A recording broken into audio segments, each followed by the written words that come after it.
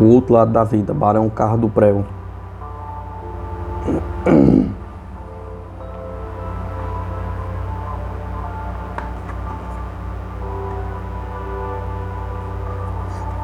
A consciência. Se os sistemas religiosos deram ao mundo uma concepção errônea sobre o lugar do além, também induziram o homem em erro quanto à sua relação terrestre com o além. Encaram o nascimento como o início da vida e admitem que depois da morte uma nova existência começa no além. Primitivamente, a vida futura era considerada a continuação da vida atual. A religião refugou esse conceito, mas o ingênuo o substitui por noções cada vez mais indefinidas. Nunca foi tentada uma definição científica da questão. Abriremos, pois, o caminho se dermos uma nova explicação das relações do homem terrestre com o além. Será necessário provar que o homem é, desde o presente, um membro do além, que participa aqui embaixo, por uma parte de seu ser, e a ordem metafísica das coisas. Não nos tornamos seres metafísicos depois da morte, porque o somos desde já, embora inconscientemente. Cumpre demonstrar que há em nós uma substância que sobrevive ao desaparecimento do corpo físico e que possuímos uma consciência metafísica independente da consciência cerebral. O corpo espiritual, munido de sua consciência transcendental, preenche todas essas condições. Possuímos realmente um corpo metafísico e uma consciência transcendental, fato já provado pela existência em casos excepcionais, é verdade, mas muito bem constatados. Teremos, portanto, uma prova científica da imortalidade se abrangermos o homem no seu conjunto, isto é, como ser terrestre e físico e como ser transcendental e metafísico. Teremos de estudar o corpo com a sua consciência cerebral e o inconsciente por meio do qual o homem deita raízes no mundo metafísico. A asserção de que o homem possui um corpo mortal e uma alma imortal não constitui certeza científica, mormente, quando a alma é considerada como idêntica à consciência cerebral. Cumpre separar essas duas concepções. A consciência terrestre só surge no momento da união da alma com o corpo e limita-se a registrar as impressões que os objetos provocam sobre esse corpo físico. A alma possui a sua consciência própria, consciência adaptada ao mundo metafísico, e de nenhum modo efêmera. Essa consciência requer um vínculo, que é o corpo espiritual. Devemos, portanto, considerar a nossa consciência transcendental como fazendo parte do nosso ser metafísico, e a consciência cerebral como pertencendo em toda a sua extensão ao corpo físico, e dependendo exclusivamente da nossa organização. Os esforços feitos com o fim de achar a alma por meio de análise da consciência cerebral deviam necessariamente abortar, e o resultado foi finalmente o materialismo. O caminho novo consiste em provar a existência de uma substância independente do corpo físico e de uma consciência em nada idêntica à consciência cerebral, a qual responda às influências do além. Esta psicologia, que é a do espiritismo, fez-se a única que pode conduzir-nos à crença na imortalidade. Os fenômenos espíritas.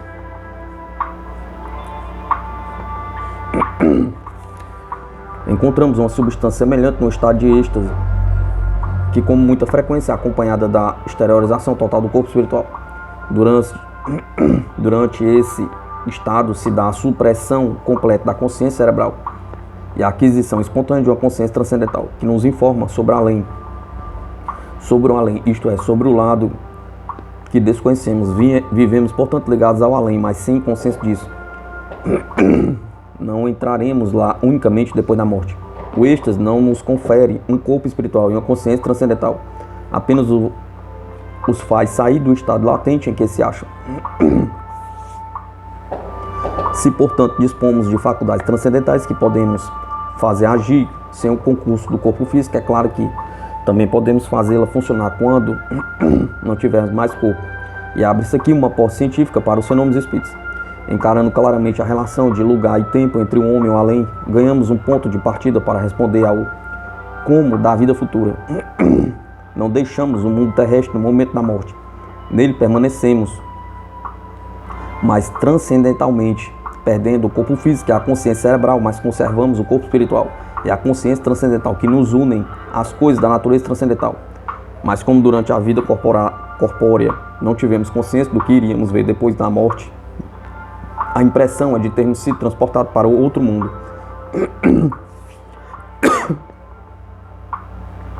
Se continuarmos a só nos ocupar da psicologia física, jamais chegaremos à crença na imortalidade, porque jamais evitaremos o escolho de que fala Bowlset.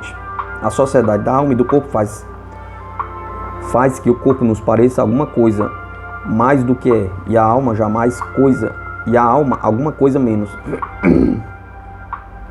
Justamente o contrário se dá na psicologia do espiritismo, e, portanto, só lá encontraremos a imortalidade. Estamos ainda muito no começo dos estudos espíritas, mas o já conseguido basta para dar um alicerce científico aos problemas do além e da vida futura, ao passo que a psicologia física perde cada vez mais em amplitude e em certeza. A psicologia espiritual ganha terreno, suas provas crescem de valor à medida que ela avança no terreno experimental. A doutrina religiosa de que o homem vive no além como espírito puro é necessariamente errônea, mas embora sejamos forçados a abandonar esse ponto de vista, nada perderemos na troca. Toda força implica um portador. As faculdades da alma também o exigem. A alma pode existir sem o corpo físico, mas não pode existir sem o espírito. Sem espírito, sem corpo, não poderia agir. Examinando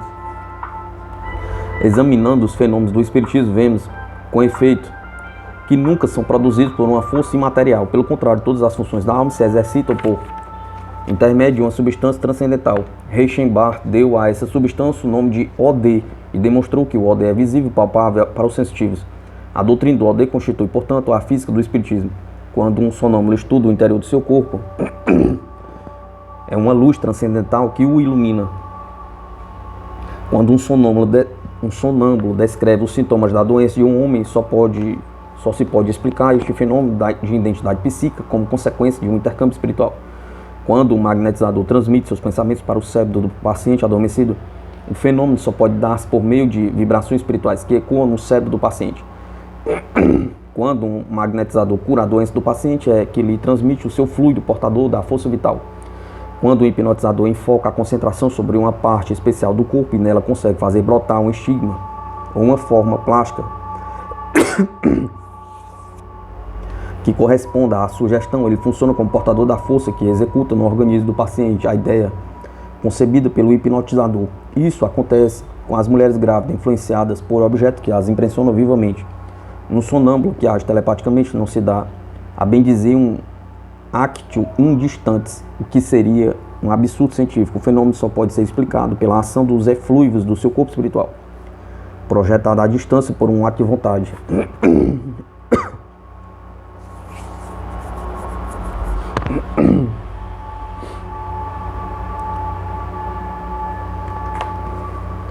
Quando o moribundo aparece a parentes que estão longe, é a vontade do moribundo que cria uma alucinação no preceptor.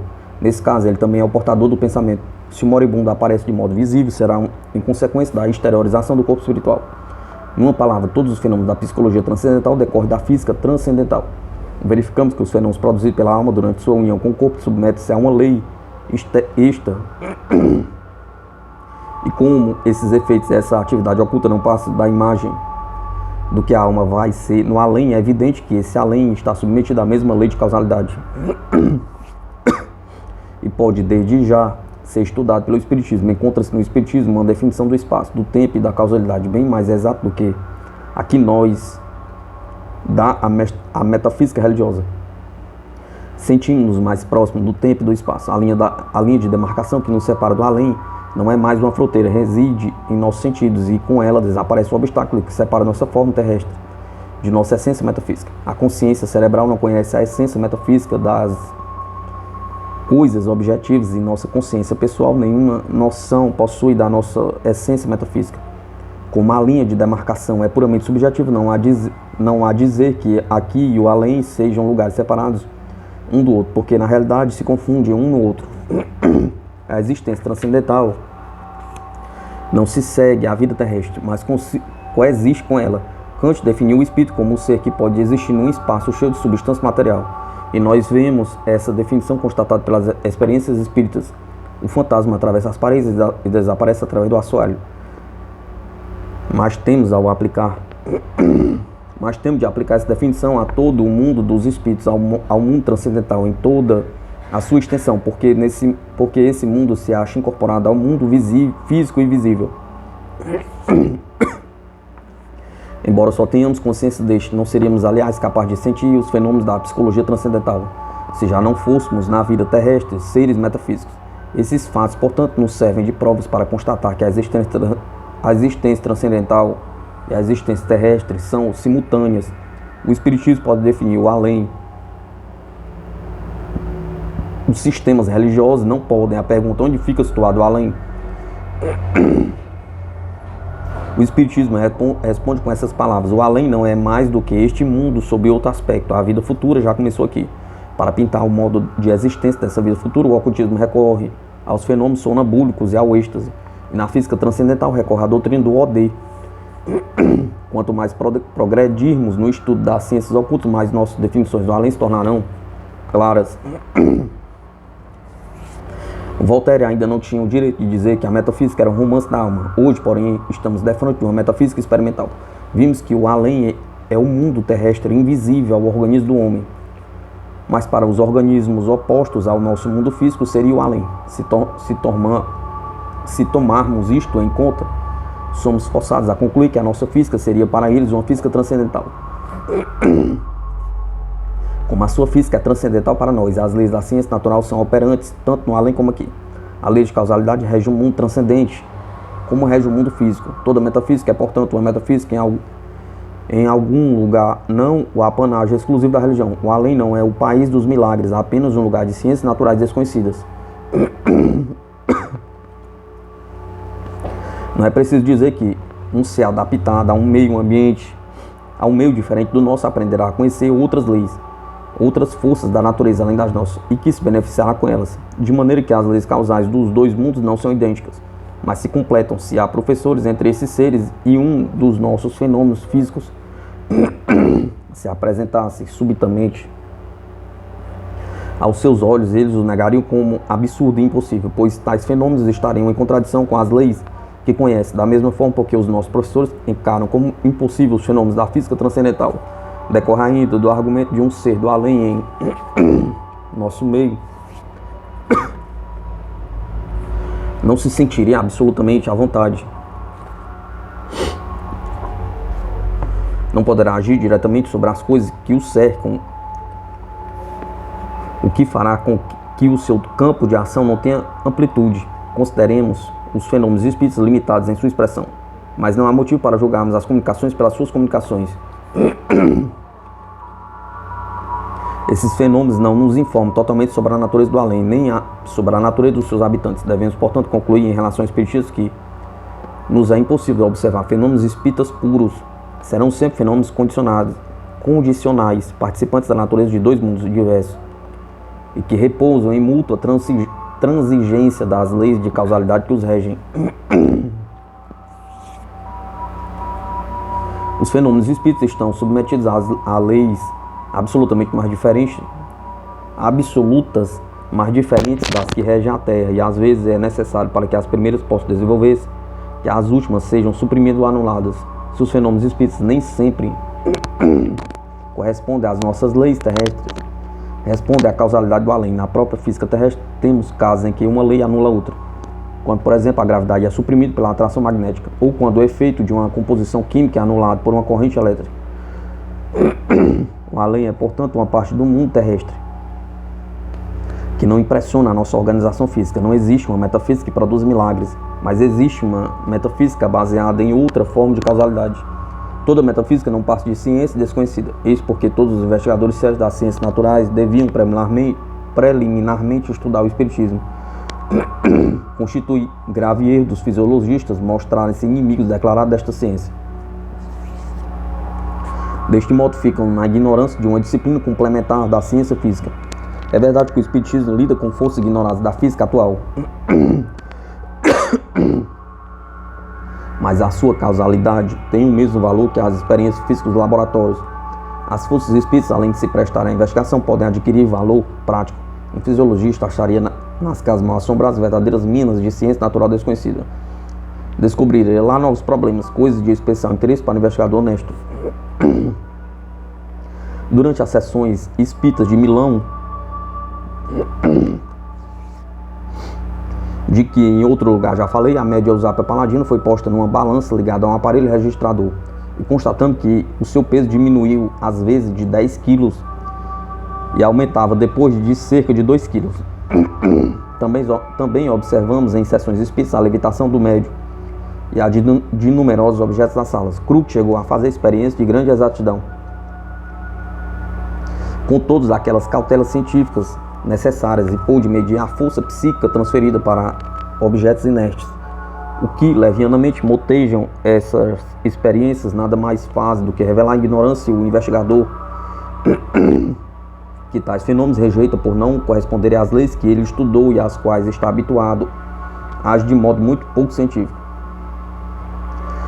Um investigador consciencioso que testemunha um fenômeno de levitação deve dizer de si para consigo: não há dúvida que isto é maravilhoso, mas como absolutamente não há milagres, acho-me sem dúvida diante de uma força ainda desconhecida que tenho de estudar, porque pode ser da mais alta importância para a humanidade. Uma força que supera a lei da gravidade, que muda a gravitação e levitação, é de molde a produzir total revolução na tecnologia humana. Que a lei do peso possa ser transgredida. Temos a prova do magnetismo mineral, que em sua essência não é menor enigma do que a lei do peso, uma vez que vários fisiologistas admitem a hipótese de que a lei do peso seja um caso especial da atração elétrica. Não será impossível que se possa mudar a gravitação e levitação pela inversão dos polos. Portanto, temos, o direito de considerar reais os numerosos relatos que possuímos sobre a levitação dos faquires, dos santos, das feiticeiras e dos médios. Devemos preparar-nos para encontrar por toda parte sempre fenômenos extraordinários e incompreensíveis, pois as forças da natureza já estavam em atividade muito antes de começarmos a estudá-los. Enquanto nosso saber for apenas parcial, sempre encontraremos em nosso caminho fatos que não corresponderão às teorias assentes.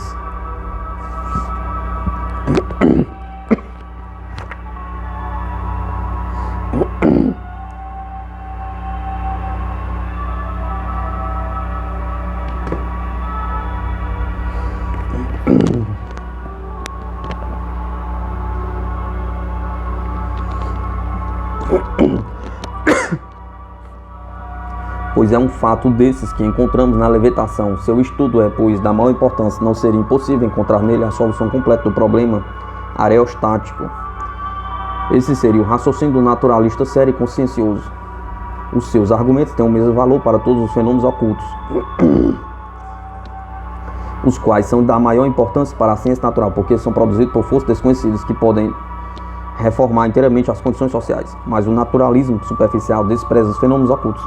Dá muito trabalho assistir às sessões espíritas, e esse naturalismo é bastante lógico, para, embora admitido a existência de forças desconhecidas, negar o efeito da atividade dessas forças. A ciência não pode de maneira alguma firmar aliança com a metafísica religiosa. De um lado está o dogma, de outro a experimentação científica. De um lado está o milagre, de outro a causalidade. São contrastes inconciliáveis. Mas se a metafísica contentasse de ser transcendental em vez de sobrenatural, se permanecer metafísica e não arrogar-se o direito de combater a causalidade, procurando ao contrário ampliá-la, então a sua aliança com a ciência natural não só se torna possível, como de vantagem para as duas partes.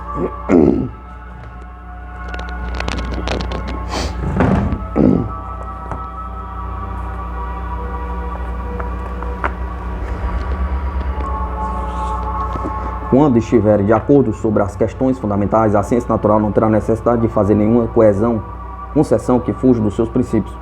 Poderá admitir os fenômenos transcendentais, porque não os verá contrários à lei de causalidade. Poderá ensinar que a realidade nem sempre corresponde à percepção dos sentidos, que os nossos sentidos são frequentemente obstáculos opostos à nossa consciência intelectual, que a experiência só nos dá verdades relativas, pois está condicionada às impressões do nosso organismo, que para outros seres e outros organismos o tempo e o espaço mostrarão sob outras formas e aspectos. Considerando além do ponto de vista de uma teoria experimental, a ciência natural pode admiti-lo sem hesitação. Pode mesmo admitir que o mundo transcendental e o mundo físico se aproximarão cada vez mais em consequência do progresso biológico e científico em geral, e que os homens transcendentais de nenhum modo contrariarão as leis da ciência física. Se, portanto, a doutrina espírita apresenta como problema o transcendental e a ciência natural apresenta o problema de experimentação metódica, e se ambas concordam em substituir o sobrenatural por um transcendental de causalidade ainda desconhecida, então as duas ciências poderão caminhar juntas e concluir uma aliança cujos resultados serão imensos. Até o grande problema filosófico da moral encontrará a solução nessa aliança, porque as abstrações mais profundas, as leis mais extensas, que se referem a todos os fenômenos imagináveis, devem achar-se igualmente no mundo transcendental. A grande lei da conservação da força existe de direito quando se trata da nossa transposição deste mundo para o além.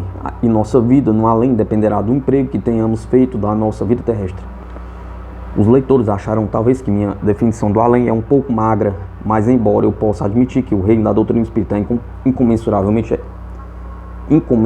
e maravilhoso, não me animei a medir-lhe a extensão, apenas indiquei o ponto da praia onde podemos chegar e de onde devemos partir para explorar o interior, a vida no além.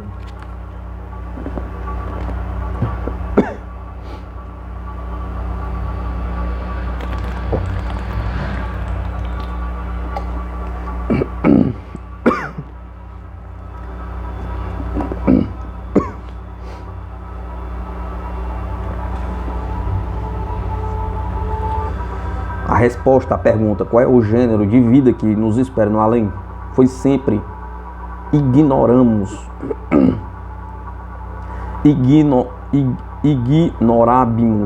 A própria igreja aqui, entretanto, teria o mau interesse em informar-nos a esse respeito, guarda uma prudente reserva. Fala de um céu para os bons e um inferno para os maus, mas nunca achou uma outra imagem para pintar o céu além da dos anjos que tronam sobre as nuvens, cantando suas aleluias, enquanto ao inferno pintou com cores de tal forma abomináveis que a descrição nos inspira mal-estar. Como além disso o céu está reservado para os eleitos, que são em número muito reduzido, ao passo que o inferno é destinado à grande maioria dos seres, de modo a estar superpovoado. Conclui-se que inferno é o lugar principal do além. E Vanini tem razão de dizer que diabo, bem mais que Deus, influi na criação do mundo. Vanini morreu na fogueira, o que não impediu que a maior parte dos crentes se recusem a crer em um Deus cruel, que pune faltas temporais como um castigo eterno. Essas concepções do céu e do inferno se desvaneceram por si mesmas, mas então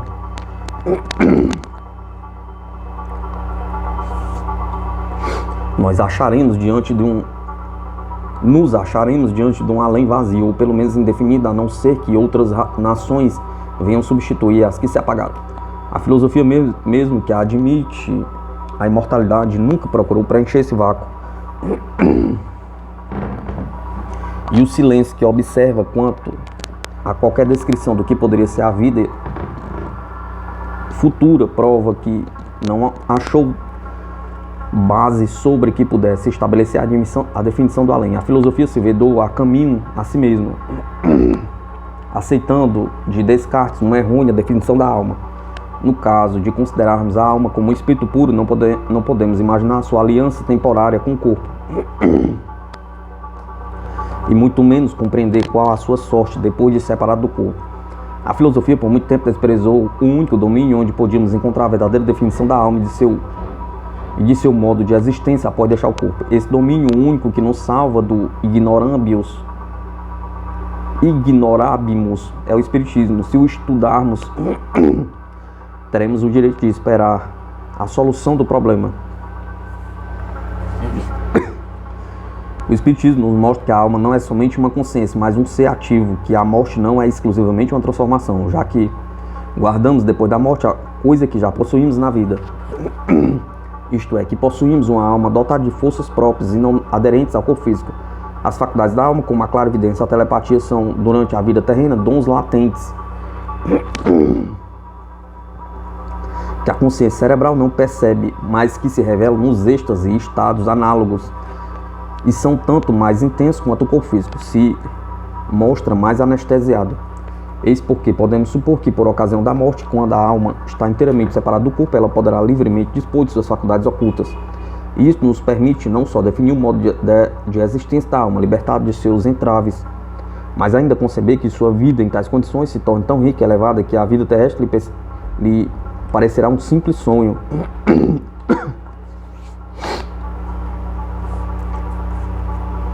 É verdade que não devemos considerar as funções da alma como sendo a própria alma, que foi o que Descartes fez. As faculdades ocultas exigem um agente, e esse agente é o corpo espiritual.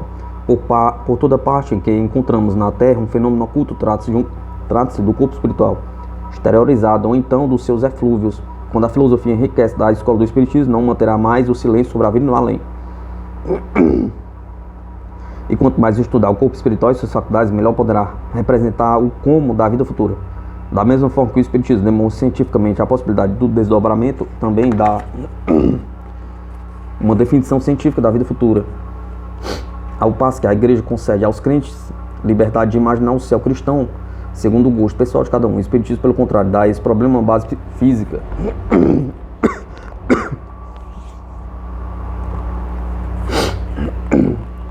Que o homem transcendental seja etéreo, que o espírito seja um éter universal modificado, ou só o empregue como veículo. É coisa que não importa, o corpo espiritual possuirá sempre as qualidades do éter, e suas faculdades físicas dependerão da essência do éter. Se o calor e a luz, a gravitação, a eletricidade e o magnetismo são o resultado das vibrações do éter,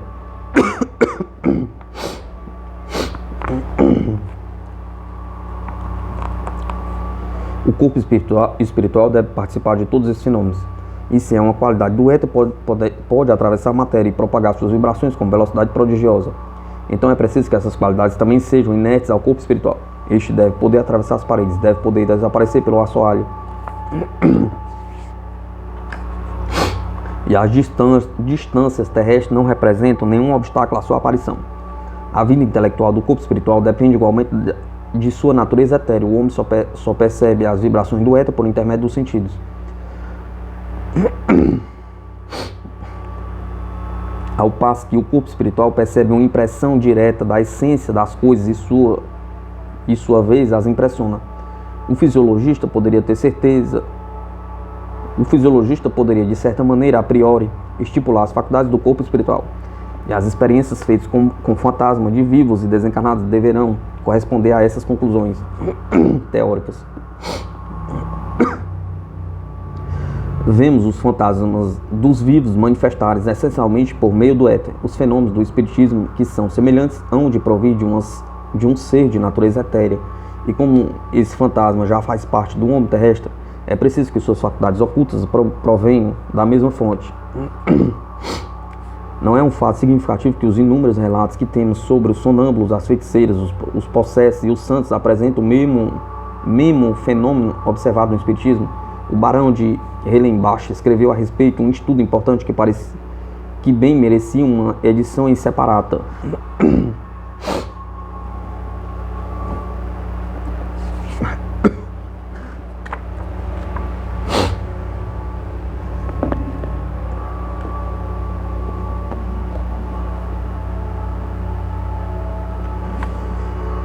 Se as faculdades ocultas do homem são idênticas às dos fantasmas espíritas, temos o direito de concluir que elas têm um agente idêntico.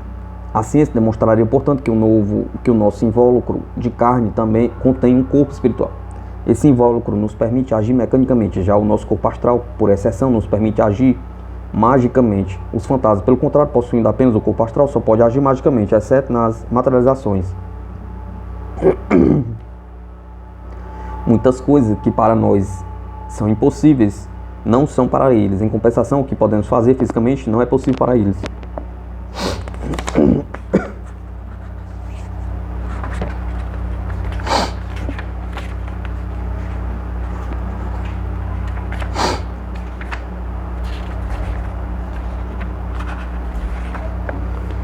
Se, portanto, a essência do homem terrestre for um corpo astral,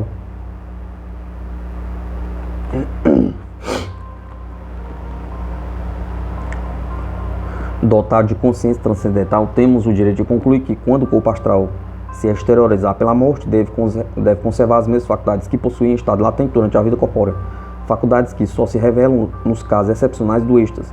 As forças anormais deste mundo são, por conseguinte, as faculdades normais do além. A realidade, e nestas condições físicas do além, eis porque achamos tantas analogias entre os fenômenos sonambúlicos e espíritas. Uma sonâmbula fez certo dia a descrição do seu estado e depois, ao despertar, manifestou-se pesarosa de não conservar a lembrança do que disseram. Mas acrescentou: verei tudo uma segunda vez após minha morte. Ela, portanto, considerava o seu estado sonambúlico idêntico ao estado que teria depois da morte. Isto é muito comum entre os sonâmbulos. A sonâmbula Kramer dizia frequentemente, quando nesse estado, que se achava do outro lado ou no além, e que a mudança de percepção equivale a uma mudança de mundo, e o ingênuo nisso vê uma mudança de lugar e se julga em outro mundo. A sonâmbula Petersen, pessoa sem nenhuma instrução, menciona igualmente o acréscimo de intensidade das faculdades sonambúlicas depois da morte. Assim como posso dizer de antemão qual será o estado imediato da minha doença, assim também prevejo as graduações do meu sono lúcido, do meu estado de clarividência para a lucidez perfeita, há apenas um passo, que eu não tenho o direito de dar. Logo que a luminosidade se transformasse em clarão, e que seria o caso se o impulso continuasse, eu chegarei à lucidez perfeita, mas ao mesmo tempo no fim da minha vida terrestre. Uma das sonâmbulas do Dr. Kerner repetia com frequência que o homem ao morrer torna-se magnético e clarividente. Os espíritos nos dizem absolutamente a mesma coisa. Dois espíritos apresentaram-se um dia a vidente de Prevorost, que não gostava muito desses visitantes, porque vindes à minha casa, perguntou-lhes, ao que os fantasmas responderam muito judiciosamente: mas se és tu que estás em nossa casa. Isso mostra que a vidente havia se transportado para o além, pelo efeito de sua vida mágica, e achava-se em relação com os habitantes do além. Um sonâmbulo dizia ao conselheiro do estado, Barrens, que o mundo material existe apenas para o que é material.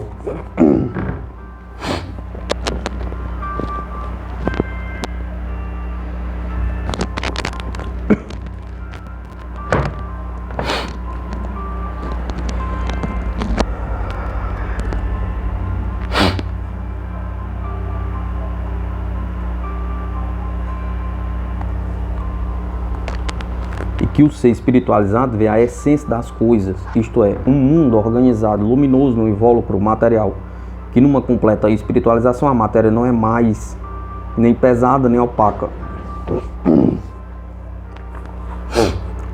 que então só se distinguem os corpos pela luz que encerram, e essa luz é diferente segundo o seu estado de perfeição. No homem ela possui o seu maior valor. Como nada se perde, um ser luminoso nunca poderá perder-se. Isso equivale a dizer que no sonambulismo o homem entra em relação com as coisas internas e vê tudo como fenômenos luminosos, tal como os sensitivos veem no quarto escuro. O éter nervoso entra em relação com o éter universal. Faremos bem em interrogar os estáticos sobre o estado de êxtase. Eles podem, melhor que qualquer outra pessoa, informar-nos sobre o seu próprio estado. E se é verdade, como dizem os sonâmbulos, que o sonambulismo é uma antecipação do estado futuro, então devemos mais espantar-nos com a analogia notada entre o sonambulismo e o espiritismo. Tal analogia é mesmo necessária. Os sonâmbulos têm a visão do mundo em que vivem corporalmente, mas suas relações são diferentes, porque percebem sem ser por intermédio do sentido. São clarividentes e quanto maior é a idade, mais claro eles veem.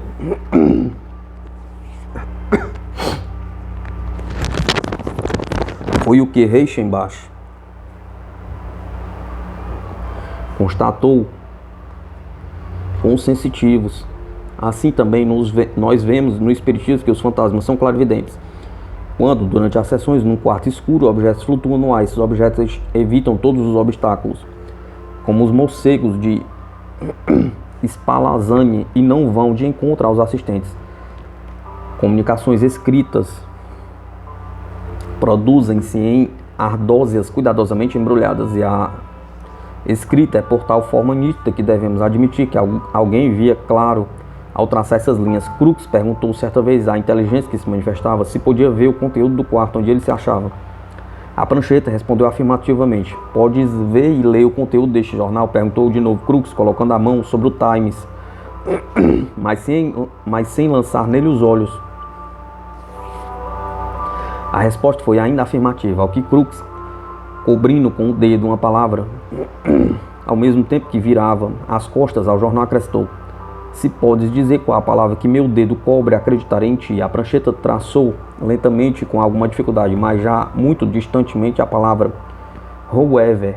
Crux verificou que, com efeito, era essa a palavra que o seu dedo cobria. Os sonâmbulos chegam a pedir o escuro quando se trata de ler cartas escondidas, e essa experiência daria melhores resultados se não se cometesse o erro de dobrar a carta no envelope fechado. Se uma carta dobrada fosse fotografada por meio de raio-x, teríamos as letras à torta e à direita. E como os sonâmbulos leem por meio de certos raios análogos, parece que só podem ler corretamente se não houver dobragem ou superstição de escritas. Quando, nas sessões espíritas, pedimos que nos toquem a mão ou a fronte, sentimos o toque exatamente no lugar indicado e sem nenhuma hesitação, mesmo na mais completa obscuridade. Durante uma sessão espírita em Viena, pedi mentalmente que me puxassem a orelha esquerda. E como não sentisse nada, que me puxasse o nariz, nada ainda. Pedi então que me puxasse a orelha direita. Puxaram-me então consecutivamente a orelha esquerda, o nariz e a orelha direita. Sem hesitação e com a segurança de uma pessoa que estava vendo claro.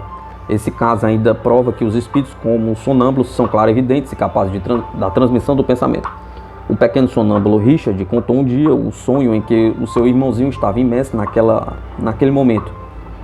E durante outra sessão, o espírito, olhando para o médium adormecido, disse que ele sonhava estar a caminho da África. O médium, ao despertar, constatou o exato da observação.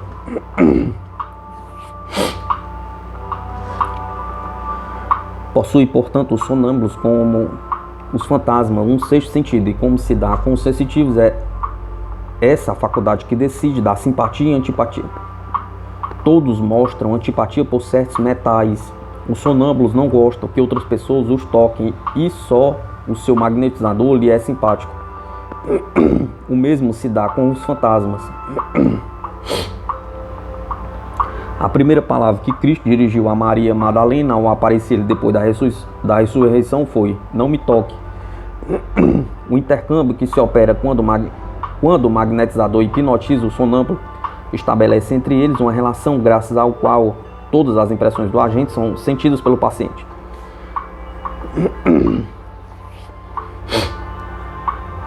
Quando o sonâmbulo sente fome, pode, por um certo tempo, sentir-se saciado se o magnetizador comer. Essa relação magnética também existe entre o médium e os espíritos, pois as camadas exteriorizadas do médium são a matéria de condensação dos espíritos. Quando, no decurso de uma materialização, um fantasma diz ter fome, poderá satisfazer se o médium comer alguma coisa. Eis porque é impossível estudar com sucesso o espiritismo sem o conhecimento prévio do sonambulismo. As tolices e brutalidades de que são culpados os pseudos desmascaradores dos médios baseiam-se na ignorância das relações magnéticas. Acontecimentos curiosos.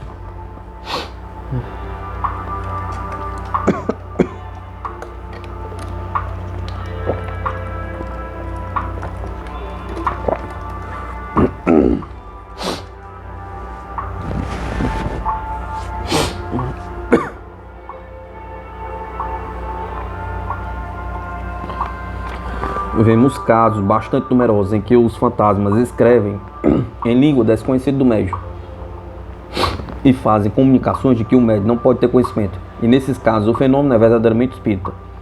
A escrita direta aparece igualmente ao animismo. No animismo pode ser produzido pelo fantasma dos vivos. Conhece o caso do capitão do navio que vê no seu camarote um fantasma escrever numa lousa outras palavras: rume para o noroeste. O capitão obedeceu e pouco depois encontrou o navio desarvorado, com a equipagem extenuada. Um dos passageiros parecia ser extremamente com o fantasma que se apresentara ao capitão. E quando lhe pediram para escrever as palavras rumo para o noroeste, verificou-se que a escrita era idêntica à deixada na lousa. É possível, entretanto, que com os sonâmbulos e também com os fantasmas produzirem-se escritos diretos sem a exteriorização dos seus duplos.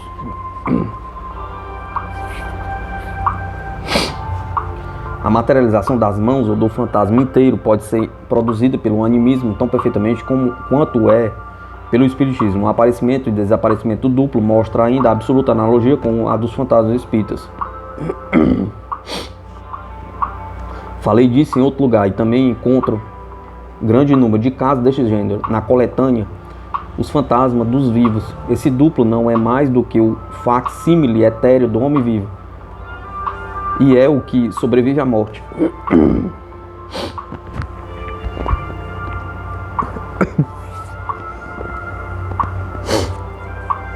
Toda manifestação psíquica oculta, seja proveniente dos vivos ou dos desencarnados, está submetida a condição semelhante e vai de encontro aos obstáculos, e que em suas operações os fantasmas estão circunscritos por leis físicas que lhe permitem apenas um limitado raio de ação.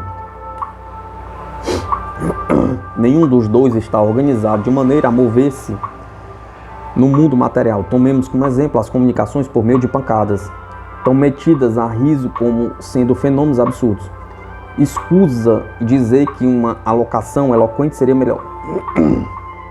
Mas isso só é possível por meio da materialização. E quando o ser espiritual consegue esse meio de comunicar-se, substituiu com efeito as pancadas para as manifestações verbais. Observaram-se também os sonâmbulos a produzirem à distância animicamente pancadas.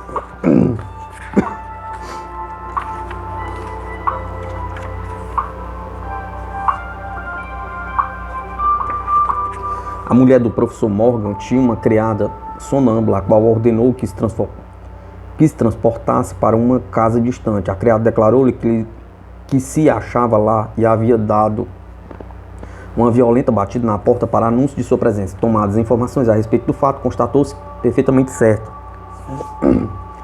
O dar pancadas, nesse caso, não tinha de inepto. Era o único meio que a sonâmbula dispunha para reagir nas condições físicas apresentadas. Se essa criatura viesse a morrer, levando consigo tais faculdades, poderia tornar conhecida a sua presença pelo mesmo processo de comunicação. Isso só seria um fenômeno absurdo se os fantasmas não estivessem submetidos às suas ações, a leis físicas. A ação extracorpórea dos sonâmbulos é também incorpórea.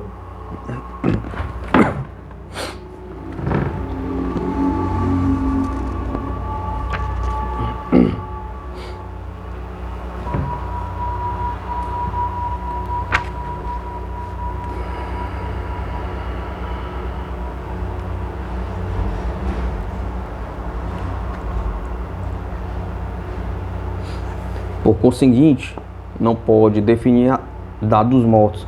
A vidente de Prevorst também anunciou os seus amigos ausentes por meio de pancadas. Pediu-lhe Kerner um dia para anunciar-se desse modo em casa dele. Certa noite em que todos na casa dormiam, Kerner e a esposa sóis, sentados à mesa, ouviram 6 pancadas. Não sobre um móvel qualquer, mas no ar, no meio do quarto. No relatório lido perante o tribunal de Feldhurst, constatou-se da mesma forma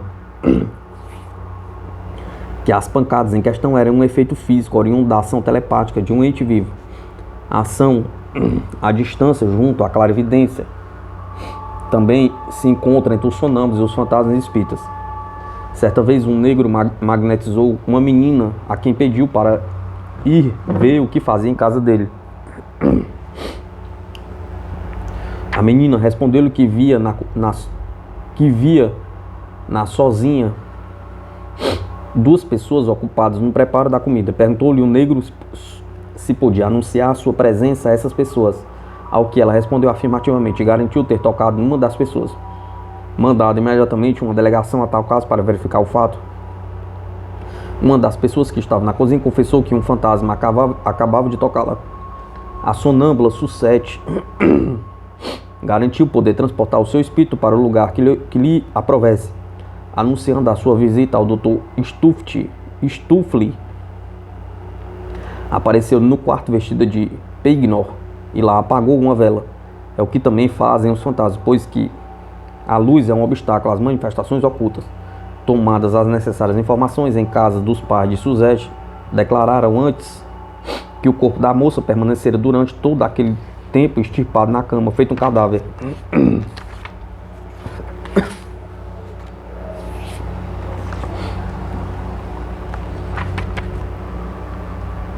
A Zakov, portanto, tem razão de perguntar-se se não podemos explicar algumas histórias de almas do outro mundo com efeitos de uma ação à distância produzida pela força psíquica dos vivos. Em muitos casos, isso é justamente o mais provável. Sobre o poeta Lenal, diz Kerner o seguinte: vou mencionar um acontecimento que prova quanto o corpo etéreo de Lenal estava pouco ligado ao corpo físico. Certo dia em que jantou conosco, subitamente a sobremesa caiu em silêncio. Empalideceu e quedou-se imóvel na cadeira, mas na sala vizinha, que estava deserta, escutamos vidros a se estribocharem e produziram os rumores como se alguém andasse por lá. Chamamos Lenal pelo nome, perguntou-lhe o que acontecia. Lenal despertou como se saísse de um sono magnético. E quando lhe contamos o ocorrido, respondeu: Isso me acontece com muita frequência. Minha alma fica como que saída fora do corpo. Muitas vezes nós defrontamos como fenômenos de almas do outro mundo que se assemelham aos produzidos pelos fantasmas e não passam de ação à distância emanadas das forças psíquicas dos vivos. Uma garotinha de 8 a 9 anos encontrava-se na cozinha com o professor de física Barter de Carcassonne, quando todos os utensílios de cozinha foram espalhados e jogados para todos os lados por uma força invisível. Uma acha de lenha em chamas foi lançada fora do fogão. A moça elétrica, Honorine Seguin, viu um dia suas saias entumecerem-se e comprimirem-se de encontro a uma cadeira vizinha. Quando lhe tocavam nas saias, estas desentumeciam-se, mas inchavam-se de novo assim que o toque cessava. Observei os mesmos fenômenos em Milão com Eusapia Paladino.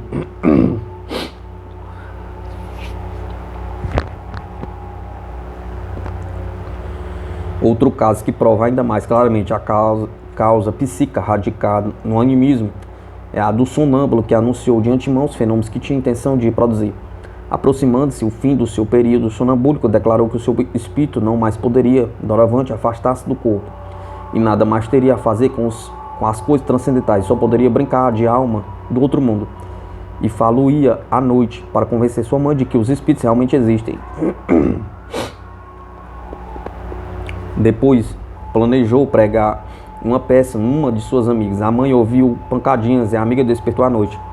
Sobressaltada, alguém lhe tinha puxado o braço. Essa sonâmbula disse, antes de morrer: se esta noite às 3 horas me virem fraca a ponto de parecer no fim, saiba que morrerei antes que alguma coisa estale e se quebre em meu quarto.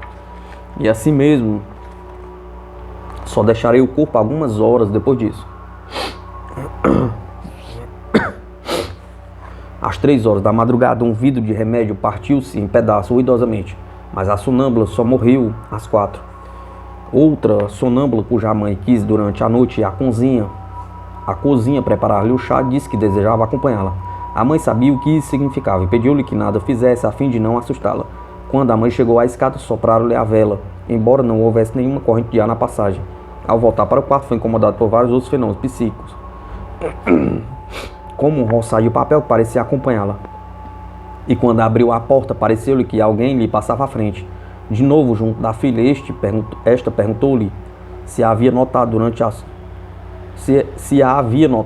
sua ausência. De outra feita, o irmão e a irmã dessa sonâmbula, incumbidos de atendê-la enquanto a mãe dormia, recusaram-se a despertá-la, mas a sonâmbula,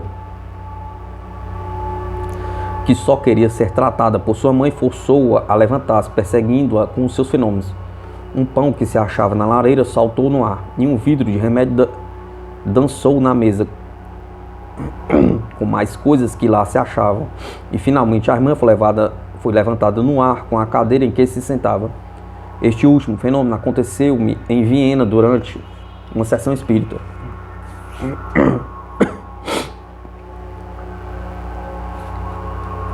Vê-se, portanto, que a ação psíquica à distância, causada pelo animismo, apresenta os mesmos absurdos que os fenômenos espíritas, e que ambos têm um agente comum, corpo espiritual, cujo campo de ação é limitado. Podemos seguir esse paralelismo até nos menores detalhes. Nas histórias das almas penadas é frequente falar-se em portas que se abrem subitamente. É ainda um fenômeno muitas vezes devido à influência da força psíquica dos vivos. Encontramos-lo descrito na história da mística cristã, quando as portas das igrejas se abrem à aproximação de um santo.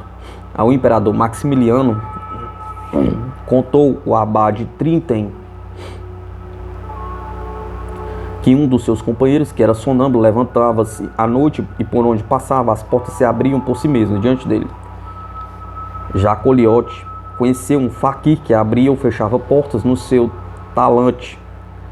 Também portas se abriam diante do magnetizador do potente, sem que ele pudesse explicar a causa dos fenômenos. Mas como os eflúvios facilmente se destacam dos magnetizadores, não é extraordinário que esse fenômeno se produzisse com o do potente, que era um magnetizador de muita potência. Azakov emprega o termo animismo para designar a ação da força psíquica proveniente dos vivos. Estes têm necessidade do corpo espiritual para a produção de tais fenômenos, e nisso sonâmbulas e médios se encontram. Mas é necessário que nuns e noutros o corpo espiritual primeiramente se destaque do corpo físico, antes que possa produzir os fenômenos psíquicos, ao passo que os fantasmas dos desencarnados não defrontem esse obstáculo. Isso cria uma certa nuance das funções psíquicas, mas de qualquer forma o paralelismo essencial subsiste porque todas necessitam do agente principal, o corpo espiritual. Eis porque seria extraordinário que em suas operações psíquicas os desencarnados mostrassem outras faculdades, além das que se produzem pela força psíquica dos vivos. Neste caso, eles deveriam adquirir depois da morte novas faculdades, o que constitui suposição absolutamente gratuita, ao passo que parece muito natural que conservemos depois da morte as mesmas faculdades que possuímos durante a vida terrestre. O outro lado da vida, Barão Carro do Prel,